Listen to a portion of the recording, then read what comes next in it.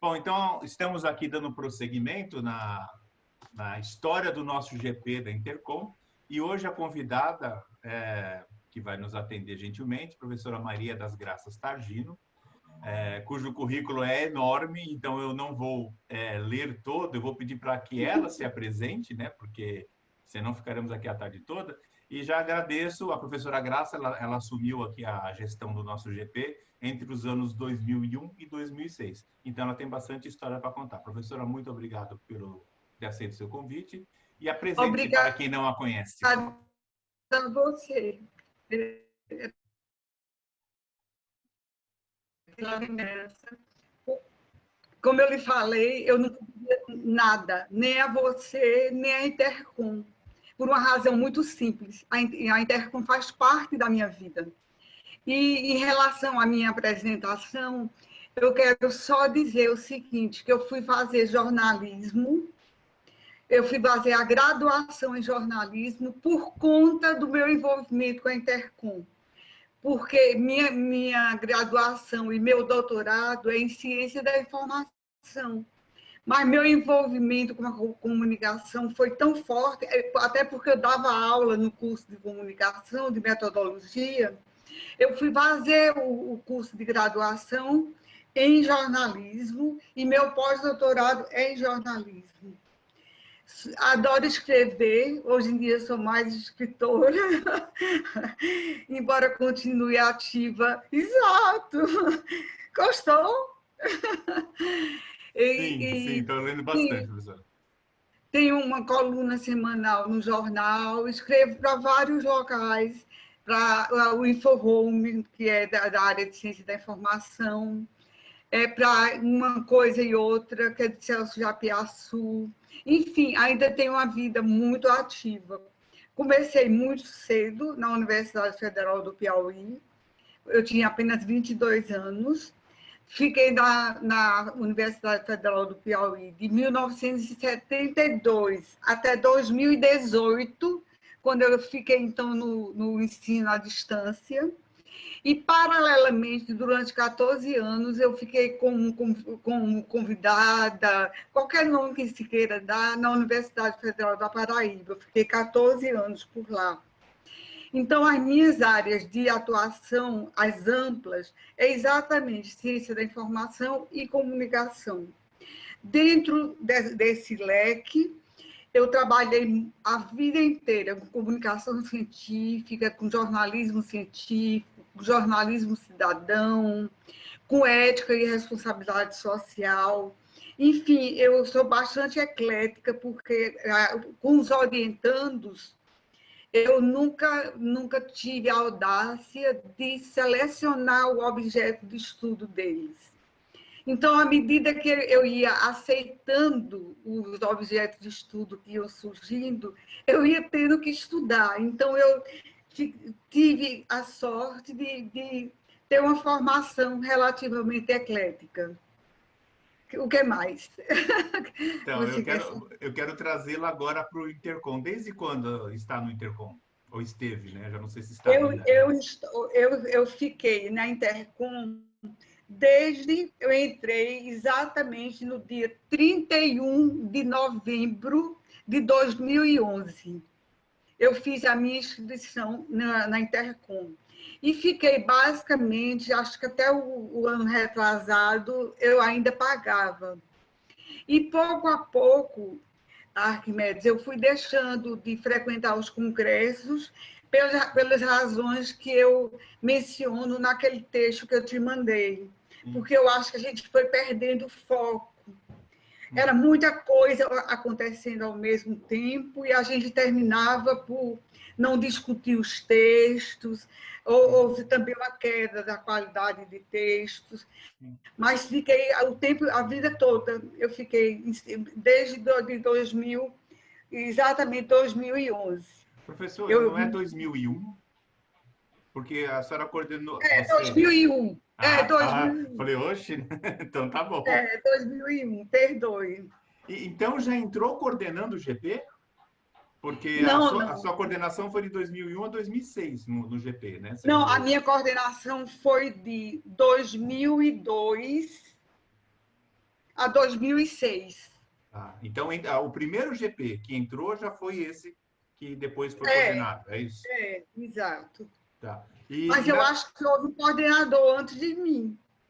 Mas então... o meu foi 2002 a 2006. Talvez eu tenha frequentado e só depois eu tenha me inscrito. Mas, com certeza, eu mandei, inclusive, o material todo para ti. Eu li todos, aliás, eu ageagradeço bastante os relatórios, me deram várias ideias de como organizar a nossa proposta, né? Bastante interessante. Exato. Eu tenho tudo organizadinho ainda, o material daquela época. Isso é coisa de bibliotecária, não? Ficar organizando essas coisas. Eu logo vi. E diga uma coisa. O interessante, Arquimedes, é que eu sou uma pessoa extremamente informal, meio riponca, aquela riponca velhusca, e sou extremamente metódica, extremamente organizada. Tudo que eu faço. Não é virginiana, não, né? Não, não. Então... Eu escrevi resenha quando você estava na sessão de resenha e você viu que era tudo muito bem feitinho, tudo arrumadinho. Sim. É uma característica minha. E diga uma coisa, como é que foi coordenar durante esse tempo aí? Porque, é claro, eu li os relatórios, as pessoas que estão nos assistindo não leram, né? Mas assim, como foi a experiência? Entende uma experiência positiva? Eu sei que teve dificuldades, claro, mas como é que é esse peso de coordenar um grupo tão diferente, né? Para mim, na verdade, não foi um peso. Foi uma responsabilidade muito grande, principalmente diante da expansão da Intercom. Porque quando a Intercom deu aquele pulo quilométrico, alterou bastante a estruturação dos grupos de estudo, dos núcleos, o termo que a gente queira utilizar. E aí nós tivemos uma queda, para mim, Arquimedes, uma queda muito clara entre qualidade e quantidade. Porque nos bastidores, no que não era explícito, havia uma orientação para a gente aprovar o maior número de trabalhos, exatamente para a gente ter uma Intercom grandiosa. Sim. E isso é que me levou exatamente a COP10K, os textos, a ter um maior cuidado. Mas essa queda, para mim, foi o que eu tive mais dificuldade. E o que você também conversou informalmente comigo por e-mail, a história de que é tanta coisa acontecendo que as pessoas entram na sala para apresentar o seu paper, para ter aquele certificado e caem fora. Não existe mais a interlocução. Porque, na realidade, eu penso que a Intercom seria um fórum para a gente discutir as pesquisas em andamento, a gente discutir os temas em pauta, os temas mais atualizados, ver os livros lançados, mas a gente ficou assim, 15 minutos, pá, era um pá enorme. Então, eu tive essa dificuldade muito grande, mas foi uma experiência muito feliz. Eu sempre fui muito feliz em tudo que eu fiz na Intercom, e eu retomaria tudo outra vez, como diz o poeta. Então, para mim, acho que a senhora digamos, algumas coisas ainda permanecem. Sim, eu percebo. E acho que é isso que fez com eu deixasse um pouco de frequentar, porque o quantitativo ficou muito à frente do qualitativo. Agora, é claro, isso são questões burocráticas, é business, é questão de arrecadar, a gente sabe que... manutenção, eu entendo perfeitamente. Sim, agora, eu acho que, bom, como deu muita aula sobre a vida inteira, a senhora percebeu também que o nível, a qualidade dos alunos caiu absurdamente, né? Isso se reflete nos absurdamente. Então, esse trabalho de COP10 que você fazia na época, hoje ele é feito antecipadamente. Então, quando vem os textos para nós, a gente passa para avaliadores, eles dão os pareceres, nós devolvemos pedindo para que corrijam, aí sim aceitamos, porque essa história de aceitar do jeito que está, manda, não dá, né? A gente falou, olha, ok, tem que ter pelo menos um verniz aqui de qualidade, porque senão não tem, né? Inclusive, Mas existia também aquele marco do prazo, né? Tudo dentro do prazo. E também, às vezes, comigo, eu não sei se aconteceu com você, Arquimedes, uhum, às vezes o trabalho em si, em termos metodológicos, em termos de objetos de estudo, eles eram tão frágeis que não dava nem para você devolver, porque a pessoa não teria o alcance sim, de sim. rever o objeto de estudo. É. Agora, Isso uma está coisa que muito eu bem. assim, Dica. quando eu participei a primeira vez, eu era um aluno de mestrado, orientando o professor Isaac Pinstein, né, na época, né? E, claro, era chucro, não era Uma pessoa burro, muito né? querida, Sim, Epstein. sim. Agora, o tempo passa, a gente aprende um pouco mais, não? E hoje eu acho que a gente tem, às vezes, um pouco de ter esse papel, assim, de entender que existem fases, né? Então, claro, você tem alunos recém-chegados no mestrado que vão apresentar o que eles podem, né? Os doutorandos que, né? E já tem o pessoal da velha guarda que já está mais carimbado aí nessa área de metodologia, de ABNT. Então, assim, a gente acaba relevando algumas coisas, né? Por exemplo, eu li seu texto, apresentar pesquisas que estão em andamento que ainda não tem resultados, né? Não foram defendidos em banca, tal. Então a gente até se coloca um pouco no lugar do outro, porque fala, se a gente for muito a régua muito lá em cima, você acaba porque acho que tem um papel na Intercom, você imagina, pelo menos a gente pensava, eu e Katia Lerner, que tem um pouco desse papel pedagógico, da gente introduzir o aluno no mundo da pesquisa, né? Então, Da dizendo... pesquisa, da iniciação E científica. aí, justamente, o papel dos avaliadores, dos debatedores durante o evento, né? Cada texto que é apresentado é lido por uma pessoa que dá um feedback ao vivo, né? Diz, olha, o teu texto tá bom, mas pode melhorar aqui, incluir tal autor, dar uma revisada aqui nessa... Então, e aí o texto, quando sai de lá, né? E aí eu vi também uma crítica que coloca aí, que, na verdade, o professor comentou na aula de na live de ontem, né? A questão de não publicar anais completos mais, né? Porque quando você apresenta um texto já 15 páginas, que é o padrão Intercom, né? Aliás, uma crítica muito recorrente sua nos seus relatórios é ter padrões da BNT, tamanho de fonte. Isso já vem hoje um frame que é só preencher e que se vê. O teu template. Olha, assim, eu falei, olha como ele estava na vanguarda, né? Lá atrás, em 2003, 2004, no seu relatório, já apontava para essa necessidade que ainda bem que foi contemplada hoje, que já não, né? Olha, passou de 15, não entra, não está naquela fonte, não entra, né? Então, isso é importante. Porque a questão da ABNT, ela não é tão grave. Por quê? Porque se você tem um bom conteúdo, eu digo sempre que a ABNT são os brincos, colares, você arruma. Sim, Mas eu sim. falo do conteúdo, do objeto, da metodologia totalmente fora. É. Tá? Não, pode continuar falando aí. Eu ia lhe perguntar agora de lembranças daquela época que que você tem, tanto do ponto de vista, né, gostei, lembro com carinho disso, ou não gostei de tal coisa. Eu coloquei aqui Hum. que a lembrança mais evidente para mim, que eu fiz inclusive tudo no papelzinho para mandar para você, Ah, tranquilo. Então pode se seguir por aí, você já sabe qual é a ordem. Fica à vontade. viu? Para mim, a grande lembrança que eu tenho da Intercom foram as experiências que eu vivi, Uhum. como ter participado do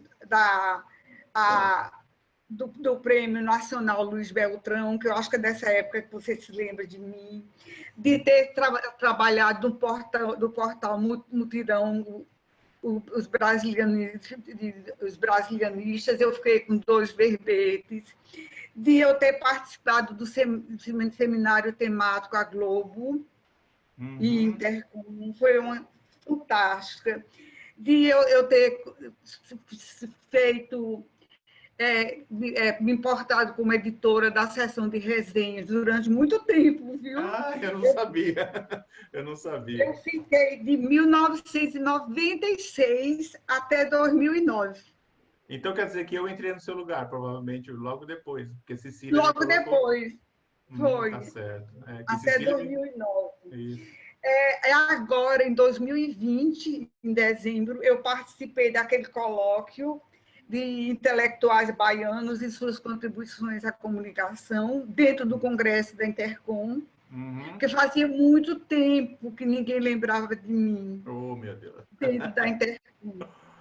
E tenho, assim, da Intercom, eu organizei também um Intercom regional aqui em Teresina, e organizei o livro com o material completo, todo revisto, todo bonitinho. E uma lembrança muito linda que eu tenho da Intercom é a minha gratidão à memória de José Marcos de Mello, que foi ele que me levou para a comunicação.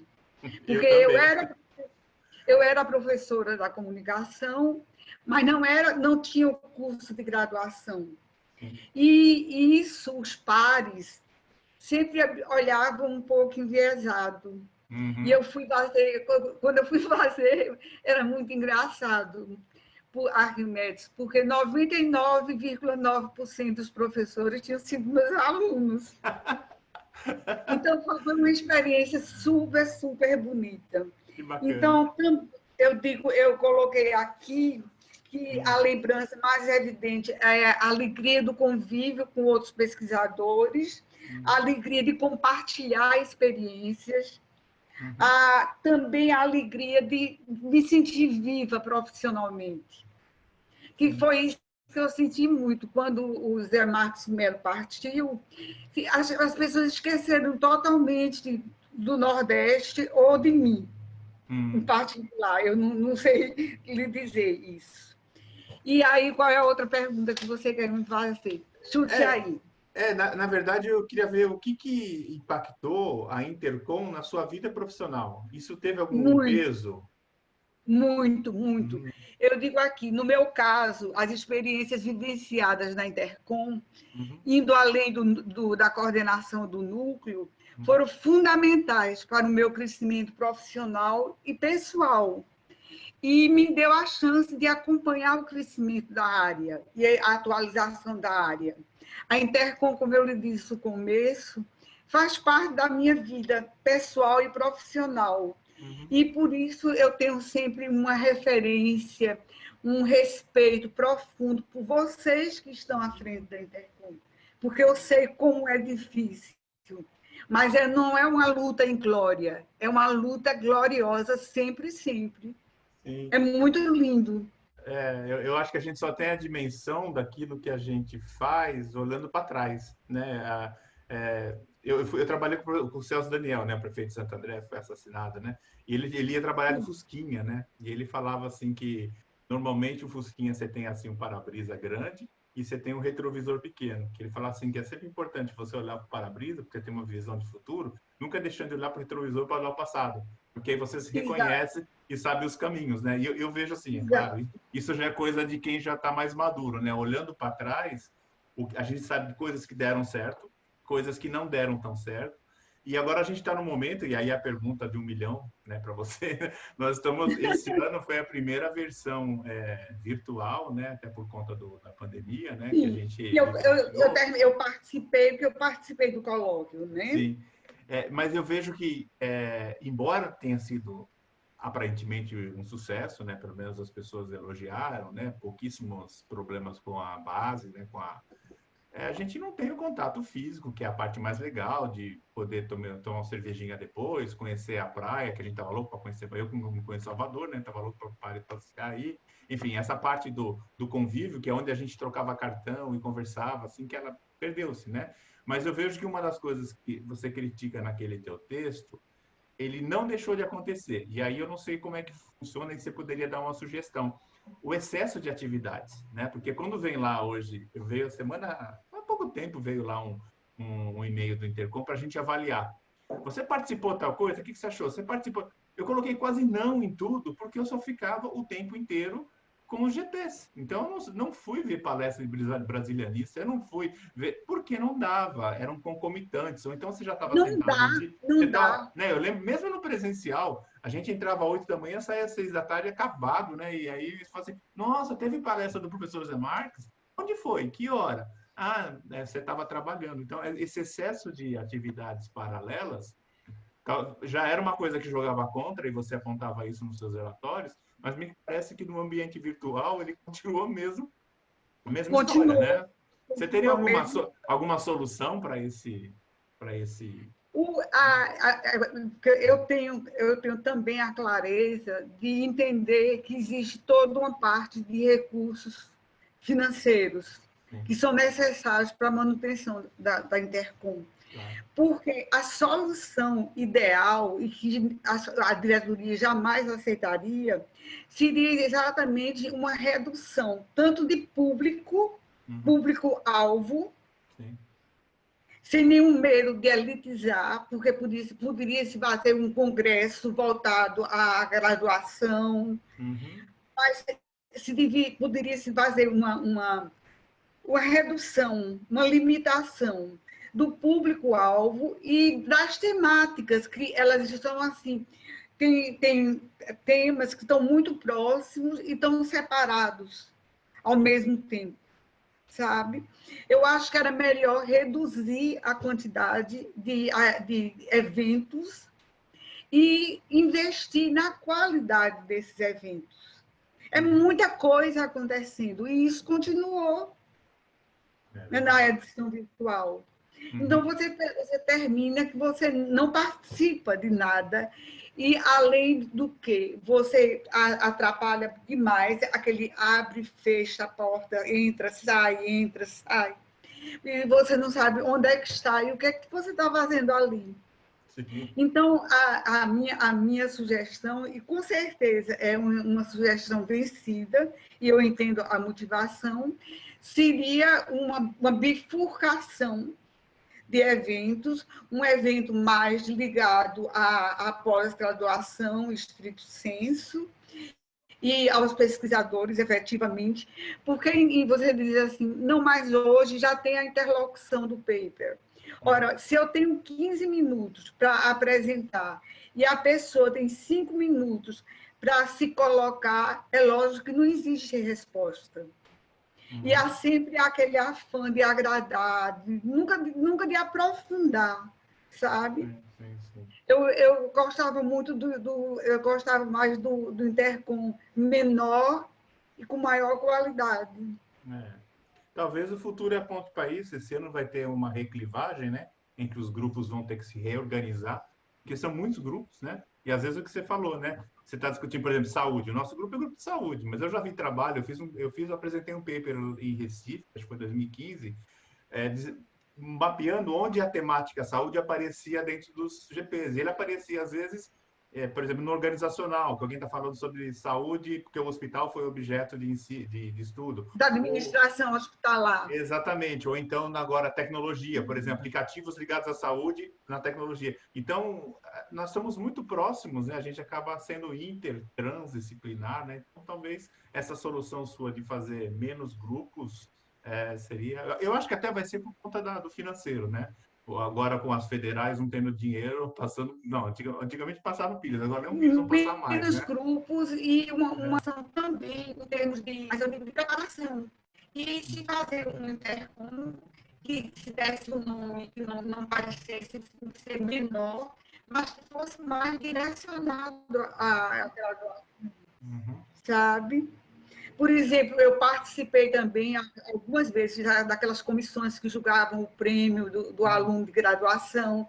Ainda tem essa parte? Aquele evento do melhor trabalho de graduação. Tem. Eu tive um aluno ainda existe. que foi finalista esse ano. Tem sim. Era feita uma comissão para isso. Sim. E existiam objetos de estudo extremamente interessantes, mas eles, como alunos, eles já têm aquele temor de apresentar. E com a marca do tempo, eles não conseguiam quase explanar. E quando você ia ler, você via que tinha alguma coisa mais que dava para aprofundar.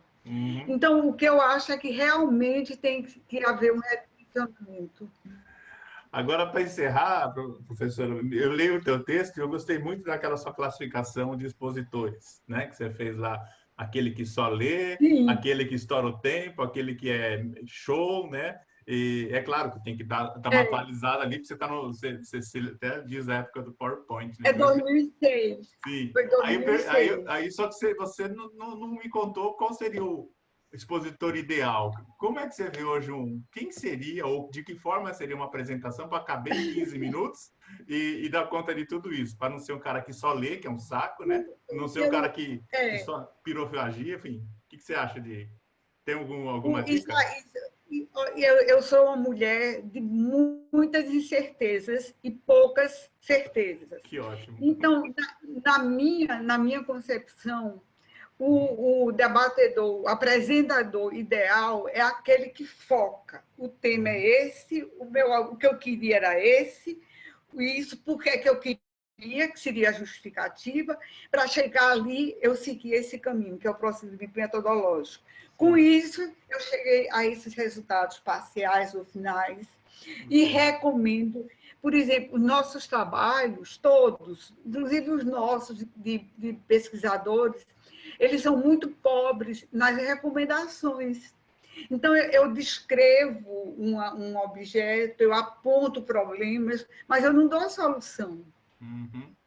Então, eu acho super importante esse tópico de recomendações. E isso dá em 15 minutos. Sim, sim. Agora, se você tiver que abrir. Mas agora... as pessoas copiam o texto e jogam no PowerPoint. E lê. E né? lê. Aí eu falo, se é para ler, eu leio. Não precisa ler para mim, né? Tá, enfim, é isso. Agora, eu a citei muito quando eu fiz o meu mestrado, meu doutorado, no que tange a divulgação científica, né? Eu acabei até de orientar uma aluna agora da Federal de Santa Maria, que ela usou também, eu passei alguns textos seus, e ela até falei para ela, estou entrevistando hoje alguém que você citou bastante. E aí, eu me lembro de um dos seus textos em que você dizia que a pesquisa não terminava no momento da publicação, da divulgação, mas sim na divulgação, né?